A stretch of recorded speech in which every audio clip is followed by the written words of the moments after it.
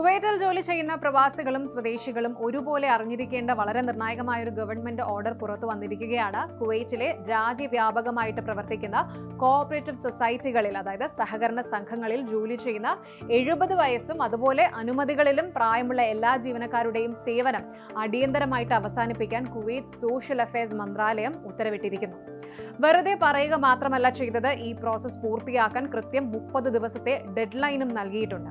എന്തുകൊണ്ടാണ് കുവൈറ്റ് പെട്ടെന്ന് ഇത്തരം ഒരു കടുത്ത തീരുമാനത്തിലേക്ക് പോയത്? ഇതിന് പിന്നിലെ കുവൈറ്റൈസേഷൻ ലക്ഷ്യങ്ങൾ എന്തൊക്കെയാണ്? വിരമിക്കുന്ന ജീവനക്കാരുടെ സാമ്പത്തിക ആനുകൂല്യങ്ങളെക്കുറിച്ച് മന്ത്രാലയം നൽകിയ നിർദ്ദേശം എന്തൊക്കെയാണ്? ഇതിന്റെ സമ്പൂർണ്ണ വിവരങ്ങൾ വിശദമായിട്ട് നോക്കാം. വാർത്തയുടെ യഥാർത്ഥ വിവരങ്ങളിലേക്ക് കൃത്യമായിട്ട് കടക്കാം. Kuwait ministry of social affairs, financial and administrative affairs and cooperative affairs sector ആണ് ഈ സർക്കുലർ പുറപ്പെടുവിച്ചിരിക്കുന്നത്. കുവൈറ്റിലെ എല്ലാ കോഓപ്പറേറ്റീവ് സൊസൈറ്റികൾക്കും യൂണിയനുകൾക്കും ലഭിച്ചിരിക്കുന്ന ഡയറക്റ്റീവ് അനുസരിച്ച്, ഒന്ന്, ഐഡന്റിഫിക്കേഷൻ, അതായത് അവരുടെ സ്ഥാപനങ്ങളിൽ 70 വയസ്സോ അതിൽ കൂടുതലോ പ്രായമുള്ള എല്ലാ ജീവനക്കാരെയും കൃത്യമായി തിരിച്ചറിയാം. 2, 30-day ഡെഡ് ലൈൻ. സർക്കുലർ ഇറങ്ങിയ തീയതി മുതൽ കൃത്യം 30 ദിവസത്തിനുള്ളിൽ ഇവരുടെ തൊഴിൽ കരാറുകൾ നിയമപരമായിട്ട് അവസാനിപ്പിക്കണം. 3, സബ്മിഷൻ ലിസ്റ്റ്. പിരിച്ചുവിട്ട ജീവനക്കാരുടെ പൂർണ്ണമായ ലിസ്റ്റ് 30 ദിവസത്തിനകം സോഷ്യൽ അഫയേഴ്സ് മന്ത്രാലയത്തിൽ ഒഫീഷ്യലായിട്ട് സമർപ്പിക്കണം. അതായത് യാതൊരുവിധ കാലതാമസവും ഇല്ലാതെ കുവൈറ്റിലെ കോഓപ്പറേറ്റീവ് സെക്ടറിൽ ഒരു വലിയ പുനഃസംഘടന തന്നെ നടക്കാൻ പോവുകയാണ്.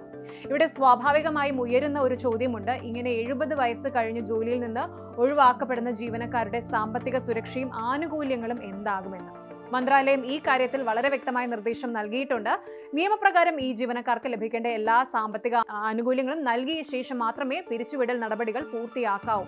പ്രധാനമായും ഇവരുടെ എൻഡ് ഓഫ് സർവീസ് ആനുകൂല്യങ്ങളും മറ്റ് നിയമപരമായ കുടിശ്ശികകളും മുഴുവനായിട്ട് നൽകണമെന്ന് ഉത്തരവിൽ എടുത്തു പറയുന്നുണ്ട്. രാജ്യത്തിന് സേവനം ചെയ്തവർക്ക് അർഹമായ തുക നൽകി വേണം ഈ റിട്ടയർമെന്റ് നടപ്പിലാക്കാൻ എന്നത് ആശ്വാസകരമായ കാര്യമാണ്. ഇനി എന്തുകൊണ്ടാണ് കുവൈറ്റ് പെട്ടെന്ന് കോഓപ്പറേറ്റീവ് സെക്ടറിനെ മാത്രം ലക്ഷ്യമിട്ട് ഇത്തരം ഒരു തീരുമാനം എടുത്തത് എന്ന് ചോദിച്ചാൽ അതിന് 2 പ്രധാന കാരണങ്ങളാണുള്ളത്. ഒന്നാമതായിട്ട് കുവൈറ്റൈസേഷൻ അല്ലെങ്കിൽ നാഷണലൈസേഷൻ. കുവൈറ്റ് ഗവൺമെന്റിന്റെ ഏറ്റവും വലിയ നയമാണ് സ്വദേശിവൽക്കരണം ശക്തമാക്കുക എന്നത്. കോഓപ്പറേറ്റീവ് സൊസൈറ്റികളിലെ സൂപ്പർവൈസറി, സപ്പോർട്ടിംഗ് തസ്തികകളിൽ പ്രായമായവർ ഒഴിഞ്ഞു കൊടുക്കുമ്പോൾ ഉണ്ടാകുന്ന വേക്കൻസീസിലേക്ക് യോഗ്യരായ യുവ കുവൈറ്റി പൗരന്മാർക്ക് തൊഴിലവസരം നൽകാൻ സാധിക്കും. രണ്ടാമതായിട്ട് ക്ലീൻ അപ്പ് അഡ്മിനിസ്ട്രേഷൻ, പിന്നെ സുതാര്യതയുമാണ്. മന്ത്രാലയ തലത്തിലുള്ള വിവരങ്ങൾ അനുസരിച്ച് മുൻകാലങ്ങളിൽ ചില കോഓപ്പറേറ്റീവ് ബോർഡുകളിൽ വ്യക്തിബന്ധങ്ങൾ വഴിയും ഇലക്ഷൻ സ്വാധീനങ്ങൾ വഴിയും പല ബോർഡ് അംഗങ്ങളും ആളുകളെ അനധികൃതമായിട്ട് നിയമിച്ചിരുന്നു എന്ന ആരോപണങ്ങൾ ഉണ്ടായിരുന്നു. ആ സിസ്റ്റം മാറ്റി സ്ഥാപനങ്ങളിൽ മെറിറ്റും സുതാര്യതയും ഉറപ്പാക്കാനും ഗവർണൻസ് മെച്ചപ്പെടുത്താനും ഇതിലൂടെ സാധിക്കുമെന്ന് സർക്കാർ വിശ്വസിക്കുന്നു. ഈ തീരുമാനം പ്രവാസി സമൂഹത്തെയും ലേബർ മാർക്കറ്റിനെയും എങ്ങനെ ബാധിക്കുമെന്ന് നോക്കാം. കുവൈറ്റിലെ കോഓപ്പറേറ്റീവ് സൊസൈറ്റികളിൽ താഴെത്തട്ടിലും അഡ്മിനിസ്ട്രേറ്റീവ് റോളുകളിലും ദീർഘകാലമായിട്ട് ജോലി ചെയ്തു വരുന്ന ധാരാളം പ്രവാസികളുമുണ്ട്.